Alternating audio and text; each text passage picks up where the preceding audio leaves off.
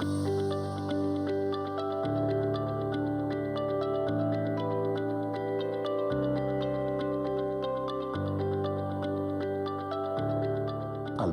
42 años, dueño de un Fruver, madruga a la plaza de mercado, se pone tapabocas, pero no se lava las manos con frecuencia. Todo lo paga en efectivo. Toca las frutas, las verduras. Alberto no lo sabe, pero llevó el virus al barrio. Y Sonia, que compra en el Fruver, lo llevó a su casa. Así como Carlos y Miguel. Más de 90 familias están contagiadas. Alberto, ¿por qué no te lavas las manos con frecuencia?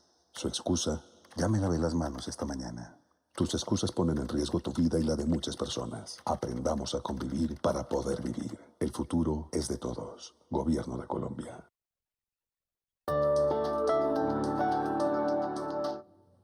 Colombianos, muy buenas tardes. Los saludo una vez más desde la Casa de Nariño. Estamos acá en nuestro centro de seguimiento y monitoreo del COVID-19. Me acompaña hoy en este espacio de Facebook Live de interacción con los ciudadanos el gerente del FOME, del Fondo para el Manejo de Emergencias, el doctor Luis Guillermo Plata. Vamos a estar hoy recibiendo preguntas de ustedes a través de distintas plataformas. Muchos de ustedes nos mandaron sus preguntas en video a través de Facebook, otras estarán llegando en el transcurso de este espacio. Y una vez más iniciamos dándole gracias a Dios y pidiéndole siempre por nuestro país, agradeciéndole a todo el personal de la salud, a la fuerza pública, a quienes están trabajando en los territorios, son funcionarios de los municipios, de los departamentos, del gobierno nacional, agradeciéndole a toda la cadena de abastecimientos en esta semana del campesino y también el abastecimiento de medicamentos, agradeciéndole a todos los que han estado en los servicios públicos, servicios esenciales, a los que han ido recuperando vida productiva y a todos los colombianos por asumir con tanta entereza estos momentos difíciles para el mundo. Quiero compartirles a ustedes el balance de algunas cifras que tenemos hoy del COVID-19 en Colombia.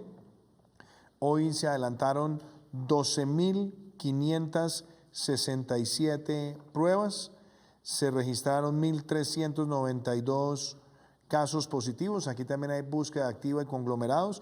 Hoy te registramos una positividad del 11%. Tenemos una cifra muy importante hoy también para que todos los colombianos la entendamos y la diseminemos. Hoy registramos 744 recuperados de COVID-19 y ya superamos los 14.000, estamos en 14.382 recuperados en el país, una cifra bastante importante. Hoy se registraron 60 fallecimientos en el país y expresamos nuestra voz de solidaridad, nuestra voz de compañía a tantas familias que se han visto afectadas por esta pandemia. Quiero también aprovechar esta mención para hacer pedagogía. Yo quería compartirles a ustedes lo siguiente.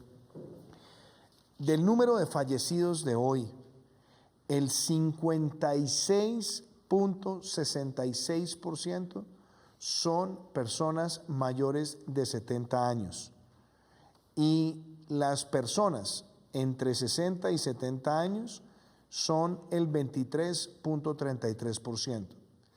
Esto nos muestra que las personas mayores de 60 años que fallecieron el día de hoy representan el 80%. Por eso insistimos mucho, cuando el 56% de los fallecidos en un día como hoy son personas mayores de 70 años, cuidar a las personas mayores de 70 años por parte de todos nosotros, pero también por ellos mismos es fundamental.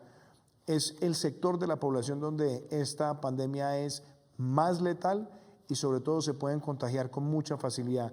E inclusive personas que están entre 60 y 70 con comorbilidades o que tengan preexistencias severas también pueden ser seriamente afectados. Quisiera también decirles a ustedes el siguiente balance. A la fecha se han realizado en el país 361.478 pruebas, de los cuales los casos positivos son 38.027. El 90.68% de los casos positivos están siendo atendidos en sus casas, bien porque tienen manifestaciones leves o moderadas o porque son asintomáticos. El 4.96% de los casos que representan 1.887 personas, se encuentran en hospitalización. Y en unidades de cuidado intensivo, el 1.04% del total de los casos positivos se encuentra en UCI para 394 personas. Cuando miramos la situación del mundo hoy, el mundo registra 6.706.002 casos, de los cuales hay recuperados 2.788.806 y el mundo registra un total de muertes a la fecha de 394.713 personas. Con este balance, yo quisiera entonces darle inicio a las preguntas de ustedes, las que nos han enviado a través de distintas plataformas, las que nos van a estar enviando en el transcurso de este Facebook Live, y aquí con el doctor Luis Guillermo Plata espero poder ir aclarando muchas de las dudas e interrogantes que ustedes tienen. Así que empecemos con la primera pregunta. Buenas tardes, señor presidente. Mi nombre es Arelis Mejía del Jardín Infantil Rainbow y quiero consultar a su mesa de trabajo cuál será el apoyo que brindarán teniendo en cuenta el impacto negativo que hemos tenido a nivel social y económico los jardines privados tras la pandemia. Gracias. Bueno, yo quiero hacerles atender esa pregunta de la siguiente manera. Con la ministra María Victoria Angulo se estableció una línea que supera los 2 billones de pesos para atender al sector educativo. Y ahí tenemos una cifra de más de 1 billón de pesos que va a estar orientada sobre todo a jardines y a colegios. Y básicamente ahí lo que se busca es, con una garantía de la nación, que es una garantía que está en el 80% o en el 90%, facilitar también ahí lo que corresponde a los pagos de nómina, pero algo también que es bien importante es apoyar también de largo plazo el financiamiento de las instituciones educativas, y a través de la plataforma que se ha habilitado en el Ministerio de Educación Nacional y también la plataforma que se ha habilitado en el ICETEX, se pueden conocer estas líneas de crédito que son muy importantes para el sector educativo en nuestro país. Ahí básicamente lo que queremos es poder proveer recursos que además tienen unos periodos de gracia que son bastante cómodos, son créditos que en términos de tasa y plazo son también bastante cómodos para que los que prestan el servicio educativo puedan solventarse en un momento de tanta dificultad. Así que, una vez más, en el Ministerio de Educación Nacional tenemos esas líneas puestas a disposición para el conocimiento de los ciudadanos y para que puedan hacer su respectiva aplicación. Y también le voy a pedir al equipo de la producción que tan pronto terminemos este espacio, pongamos en contacto con la ministra María Victoria Angulo, a Liz, que nos ha enviado su pregunta. ¿Quién más nos pregunta? Buenas tardes, señor presidente. Soy mamá de 2 hijos. Mi pregunta es sobre cómo se están preparando los colegios, centros educativos del país para el retorno a clases. Muchas gracias. Bueno, esa es una pregunta también muy importante porque muchas personas nos escriben a lo largo de la semana: presidente, entonces todos los colegios van a entrar en presencialidad en el mes de agosto. Nosotros hemos venido obrando en todo este proceso con muchísima precaución. Y lo quiero decir una vez más. Desde el momento en que nosotros tomamos la decisión de sacar a los niños de los colegios, de los jóvenes de las universidades y también a los niños de los jardines para enfrentar esta pandemia, nuestra línea ¿cuál ha sido? Por un lado, incentivar la virtualidad, el estudio en casa, y por otro lado, ir tomando decisiones basado en lo que nos van diciendo los expertos, epidemiólogos, infectólogos, y que están monitoreando el comportamiento de esta pandemia. Nosotros dijimos que iban a estar cerrados colegios y universidades, o más que cerrados, iban a estar en educación virtual o en trabajo en casa hasta el 31 de mayo. Y nosotros lo dijimos también antes de llegar a esa fecha, que íbamos a extender ese periodo básicamente hasta el 1 de agosto. Y dijimos también esta semana que no es que el 1 de agosto entren todos los colegios a la presencialidad. Ahí se está trabajando en protocolos, se está evaluando cómo se comporta la pandemia en distintos lugares del territorio nacional, pero también algo muy importante, hemos hablado de un modelo que es el modelo de alternancia. ¿Qué quiere decir alternancia? Que se alterna entre la presencialidad, la virtualidad y el trabajo en casa, justamente para prevenir focos de contagio y justamente también para ir permitiéndole a los niños recuperar actividad académica, pero con mucha responsabilidad en términos de salud. ¿Cuál es nuestra meta también en las próximas semanas? Y tenemos un espacio también importante de aquí al 1 de agosto. Es ir revisando protocolos, ir haciendo pilotos y al mismo tiempo monitorear con los expertos cómo se comporta la pandemia y cómo se comporta en algunos lugares. Donde nosotros veamos situaciones que son críticas o de alarma especial, pues seguramente ahí tendremos también una política donde podamos entrar con una mayor gradualidad. Pero el mensaje que le quiero dejar a todas las madres de nuestro país, a todos los padres de nuestro país, es que una decisión tan importante solamente la iremos adaptando progresivamente en función de lo que nos van diciendo los expertos para lograr proteger vidas, proteger el sistema de salud, proteger por supuesto a nuestros niños y al mismo tiempo que nosotros tengamos todas las facilidades en términos de política educativa para que el trabajo en casa, la virtualidad y la presencialidad vaya de la mano con el comportamiento de nuestros niños, el comportamiento de nuestros profesores y de nuestros directivos académicos. ¿Qué otra pregunta tenemos? Buenas tardes, señor presidente. Soy estudiante de la Universidad del Cauca y como muchos otros compañeros nos encontramos atrapados en la ciudad de Popayán. Quisiéramos saber qué podríamos hacer en nuestra condición de estudiantes para retornar a nuestro hogar en el municipio de Bolívar, ya que por el aislamiento preventivo obligatorio el acceso a dicho municipio no se encuentra habilitado. Muchas gracias por su atención. Esa pregunta yo la contestaría con 3 elementos. En primer lugar, nosotros tenemos en este momento las restricciones al transporte intermunicipal, al transporte aéreo, pero también hemos sido claros que en situaciones de fuerza mayor que estén debidamente acreditadas, esas condiciones de fuerza mayor se pueden presentar a las autoridades. Particularmente si tenemos una situación del lugar de residencia y hay una circunstancia apremiante que permita o que legitime esa fuerza mayor, las autoridades tienen la capacidad de administrarla para permitir ese retorno al lugar de residencia. ¿Qué otra pregunta tenemos?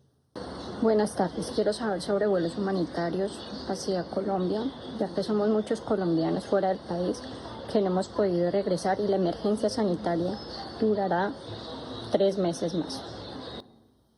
Nosotros hemos sido claros en que tenemos una emergencia sanitaria que va hasta el 31 de agosto.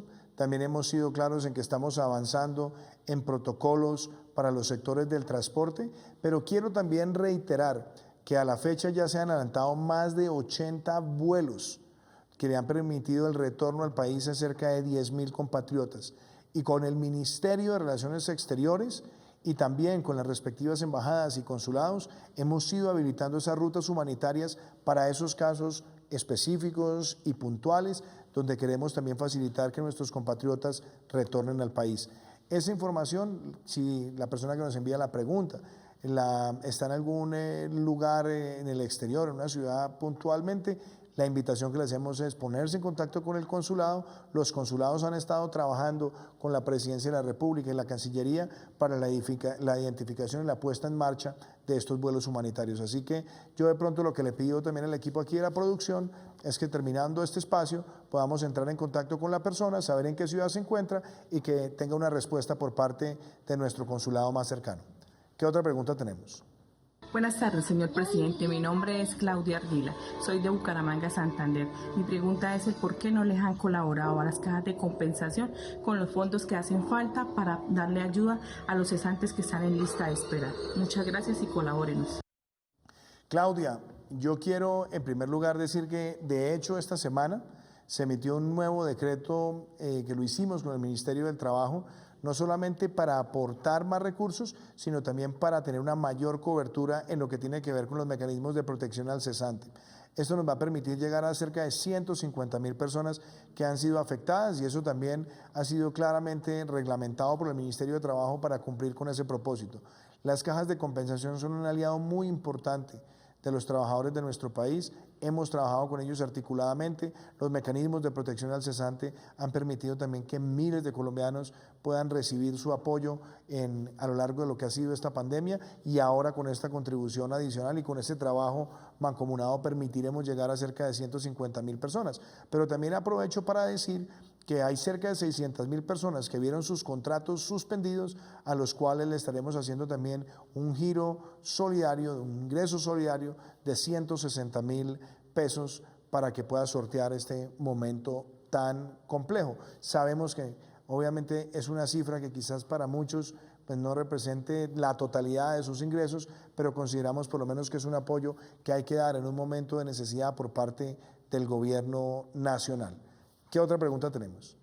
Hola, presidente, soy María Antonia y quiero saber si los colegios podrán reiniciar clases presenciales a partir de agosto. Como lo dije ahora, María Antonia, la idea que nosotros hemos fijado con el Ministerio de Educación es empezar a dar esos pasos en materia de gradualidad a partir de agosto, hacerlo con el modelo de alternancia, un modelo que lo estamos diseñando bien en términos de protocolos, de adaptación, donde tengamos los ciclos académicos, y esa alternancia tiene presencialidad, pero también tiene trabajo en casa y virtualidad. Y lo estaremos haciendo de la mano con las recomendaciones de los expertos sobre cómo se está comportando la pandemia en distintos lugares del territorio nacional.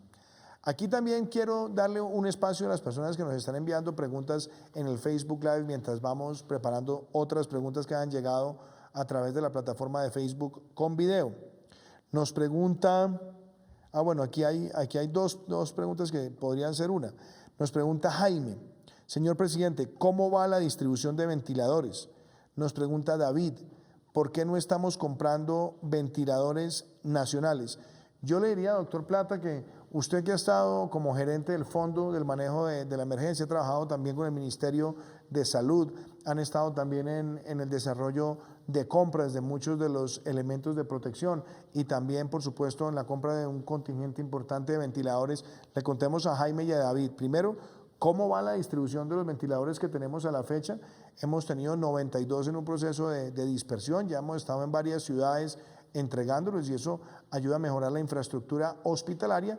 Y por otro lado, también sería bueno mirar el cronograma de distribución que tenemos, las cantidades que tenemos, y me gustaría que hagamos referencia también al tema de ventiladores nacionales, y yo le contestaría preliminarmente a David mientras escuchamos a Luis Guillermo, que ya el Ministerio de Salud sacó adelante una resolución para lo que tiene que ver con la aplicación de todo lo que son ventiladores de prototipo producidos en el país, que obviamente no han entrado todavía a su experimentación con personas, pero en la medida que vayamos dando esos pasos, también serán otra herramienta a disposición. Así que, doctor Luis Guillermo, lo escuchamos. Presidente, muchas gracias, muy buenas noches a todos. Rápidamente, la primera pregunta, ¿cómo estamos en distribución de ventiladores? Tenemos 92 ventiladores en Colombia en este momento que ya han llegado a la primera compra y se han venido repartiendo en las regiones de la siguiente manera. Hemos llevado los primeros ventiladores a Cartagena, a Tumaco, Buenaventura, Cali, Villavicencio y Quibdó. Entonces ahí tenemos ya el primer contingente de ventiladores repartido y están muchos más por llegar. ¿Qué nos llega, presidente y colombianos, en las próximas semanas? Tenemos para junio la llegada de 1.026 ventiladores nuevos. Eso nos da una capacidad bien importante. En julio serían 2.641, en agosto 587 y en septiembre 60 adicionales. Estamos también negociando más ventiladores, estamos negociando 1.500 más, lo cual nos llevaría a un total de 6.228 ventiladores nuevos en Colombia para sumar lo que teníamos y aumentar dramáticamente nuestra capacidad de respuesta a la pandemia que estamos viviendo en este momento. Entonces, creo que en ese sentido vamos bien en un mercado que no ha sido nada fácil, un mercado muy competido, muy complejo, más de 190 países compitiendo por un producto, pero están llegando y están llegando a tiempo, que es lo más importante, que es lo que queremos que sean los meses de junio y de julio que tengamos esta gran capacidad de respuesta. Respecto a los nacionales, presidente, usted lo respondió parcialmente, es muy cierto, hay unas iniciativas muy valiosas, muy importantes en Colombia en este momento, son 21 iniciativas de producción de ventiladores nacionales.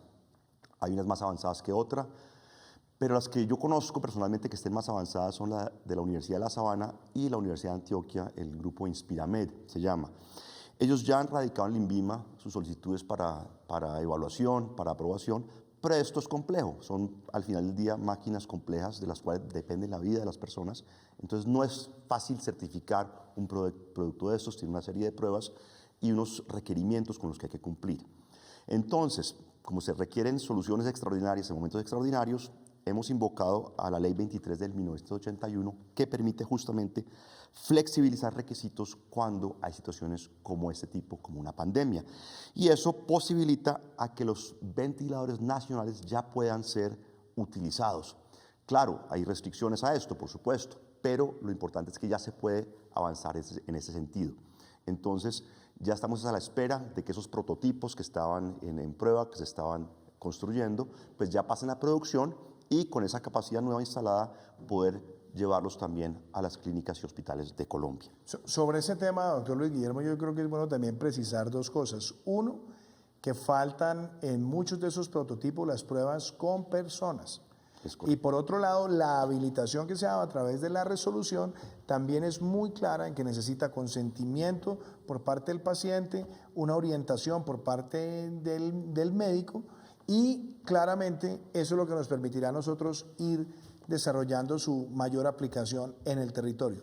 Pero hemos ido acompañando estas iniciativas, las iniciativas que han tenido lugar en la ciudad de Medellín, las que han tenido lugar también en la ciudad de Bogotá y otras que se están adelantando en la costa norte de nuestro país. Aquí hay dos preguntas que son bien importantes. Nos pregunta Sandra, ¿la cuarentena realmente sí sirvió para dotarnos de los equipos necesarios para enfrentar la pandemia? Sandra, yo diría que no es solamente la cuarentena. El aislamiento preventivo obligatorio ha sido el criterio, pero también otro conjunto de medidas. Y yo voy a empezar por lo siguiente. Cuando nosotros miramos el comportamiento de la pandemia en Colombia versus otros países del mundo y países de la región, nosotros tenemos una tasa de muertos por millón de habitantes que es de las más bajas que tenemos en América Latina en países de tamaño comparable con Colombia. Inclusive es cercana a países que son muchísimo más pequeños que nosotros desde el punto de vista de tamaño de la población. El número de contagios por millón nuestro también se ha comportado mucho más favorablemente frente a otros países de la región y frente a otros países del mundo. Pero también por otro lado, y eso lo empato con otra pregunta que nos hace acá Juan Álvaro, ¿cuál es la realidad de las UCIs? Nosotros cuando empezamos este proceso teníamos más o menos en el país unas 5.500 UCIs. Se ha ido ampliando esa capacidad, ya superaban las 6.000. Y de esas 6.000, la meta era tener liberado cerca del 50% para atender pacientes con COVID, es decir, 3.000. El número de personas que hay hoy en unidades de cuidado intensivo confirmadas con COVID es de 394. Eso quiere decir que hay una capacidad y esa capacidad también sigue creciendo. Nosotros no nos quedamos allí porque tuvimos, claro, las dificultades de muchos países de conseguir ventiladores en un mercado de tanta escasez, pero justamente, y eso me parece importante precisarlo, nosotros tenemos en este momento una expansión importante. Tuvimos ya 92 ventiladores que fueron dispersados en el país. En junio son 406 que estarán, en julio 1.480, en agosto 687, y fuera ahí 60 en septiembre, 52 en octubre, para 2.700 del primer contingente ya comprado y vienen 3.200 más que son adquiridos por el FOME, por el Fondo de Manejo de Emergencias, como decía el doctor Plata, y tendremos también un contingente muy importante llegando en el mes de junio.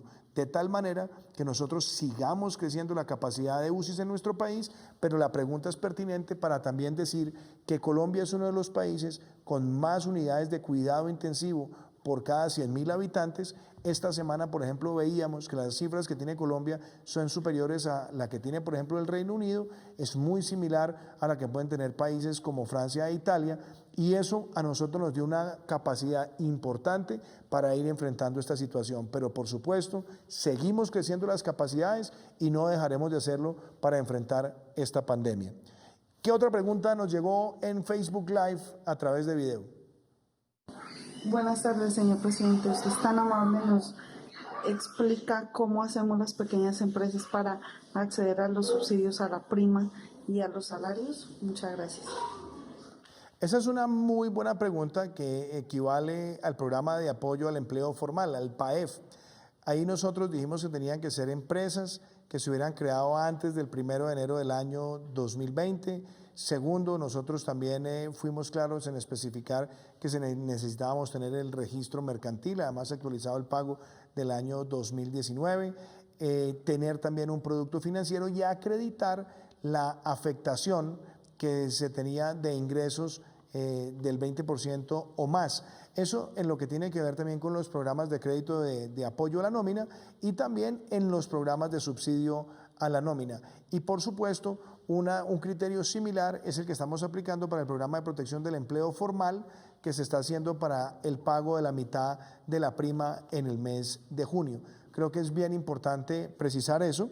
¿Y qué otro criterio me haría falta? No, yo creo que ahí básicamente está cubierta esa pregunta, y de pronto lo que le voy a pedir también a la persona que nos ha enviado este mensaje es que con el equipo de gobierno podamos también darle una respuesta, llamar a la persona, saber cuál es la empresa que tiene, para que también reciba una respuesta clara y que la oriente para que pueda procesar esos trámites con la mayor celeridad. ¿Qué otra pregunta tenemos? Buenas tardes, primero que todo agradecer por todas las ayudas que nos han brindado. Me gustaría preguntar cómo puedo postularme para los subsidios de vivienda. Me interesan mucho ya que llevo muchos años pagando arriendo, tengo 2 hijos, soy madre cabeza de hogar y me gustaría mucho postularme para estos subsidios. Qué buena pregunta, porque el programa que tenemos básicamente tiene 2 consideraciones. Hay 100.000 cupos que van a ser para vivienda de interés social, son principalmente vivienda nueva, y la persona tiene que acreditar que no tiene vivienda y que esté en un rango de ingreso que esté hasta 4 salarios mínimos. Y en el segmento de no vivienda de interés social, ahí lo que nosotros hemos hecho es una distribución. 60.000 de esos subsidios van a ser para primera vivienda, 40.000 para segunda vivienda, y ahí lo que tienen que hacer es llamar rápidamente a las instituciones financieras que están trabajando con nosotros en la provisión también de esos subsidios y esos programas de financiamiento. ¿Tenemos una última pregunta? Bueno, me dicen aquí que no hay más preguntas en video, el tiempo se nos acaba, pero yo no quiero quedarme sin contestar una pregunta que nos ha llegado acá. Nos preguntan, ¿los laboratorios del país tienen pruebas suficientes para llegar a la meta que había dicho el gobierno? En este momento estamos dotados de reactivos y de kits de extracción para ir cumpliendo nuestra meta. Los laboratorios se han ido dotando y también el número de pruebas sigue creciendo. Hemos estado por encima de las 10.000 y 12.000 pruebas varias veces a lo largo de la última semana. Queremos estabilizarnos en una cifra que nos permita mantener el ritmo que queremos, y yo quiero decir que hoy Colombia es el 4º país de América Latina que más pruebas PCR por millón de habitantes está haciendo. Nos supera un país como Uruguay, nos supera un país como Panamá, que tiene menos de 6 millones de habitantes, nos supera un país como Chile, que tiene 19 millones de habitantes. Somos un país de 50 millones de habitantes y estamos haciendo más pruebas PCR por millón que países como Brasil, como México, como Argentina, e inclusive otros países de menor tamaño que nosotros. Las pruebas PCR son altamente confiables, por eso nosotros hemos privilegiado también esa herramienta en el número de pruebas y en la consolidación de nuestras estadísticas. Hoy se nos acaba el tiempo, mañana también estaremos en el Facebook Live compartiendo iniciativas de gobierno, contestándoles a ustedes, y quiero reiterar el mensaje. Esto que estamos viviendo golpea al mundo, golpea a América Latina y nos trae retos a nosotros, pero como sociedad salimos adelante si entendemos que esto es trabajo en equipo. Aquí el único protagonista es Colombia como un todo. Nosotros queremos seguir tomando decisiones acertadas, oportunas, para atender a tantos grupos de la población, pero necesitamos que cada uno de nosotros en su comportamiento también asuma el reto, que al cuidarnos, cuidamos a los demás. Muchísimas gracias y nos vemos mañana nuevamente en el Facebook Live. Nadie es inmune a este virus. Solo con disciplina y autocuidado podemos combatirlo. Por eso, es importante que acate las medidas preventivas con rigor, protegiendo a su familia y a los que más amas. Mantenga una distancia de 2 metros en el transporte público o cuando necesite salir. El lavado constante de manos lo protegerá de posibles contagios. Evite tocarse la cara. Limpie y desinfecte superficies. No participe de reuniones sociales ni fiestas. Nuestra vida está en juego. Mantener el aislamiento preventivo es nuestra mejor opción. Combatir el coronavirus es responsabilidad de todos.